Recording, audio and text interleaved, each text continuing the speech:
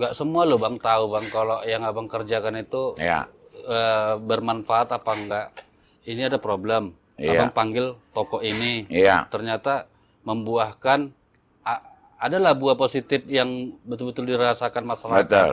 Jadi kan suatu saat atau hari-hari berikutnya kan kalau kita panggil toko berarti harus yang bermanfaat Iya, gitu tapi Bang. itu sebenarnya bonus.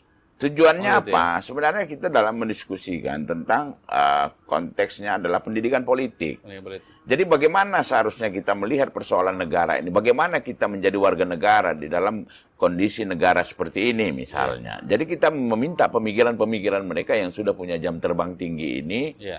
agar bisa menjadi bagian dari proses demokrasi ini Iya. gitu. Itu sebenarnya tujuan utamanya di situ.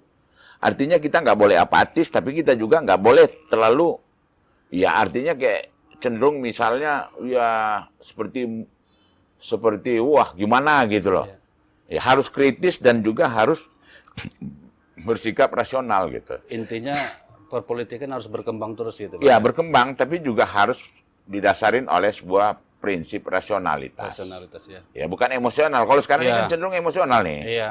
Ya kan? Apalagi kalau mau menang sendiri itu ya Bang. Ya kan kalau kita lihat sekarang nih, semua orang menganggap bahwa hal yang salah jadi benar.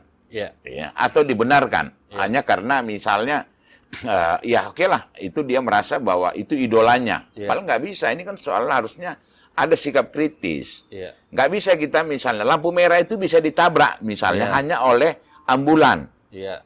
Ya, ambulan, pemadam kebakaran, Iya. dan presiden lewat. Iya. 3 itu. Yang lain tuh nggak boleh.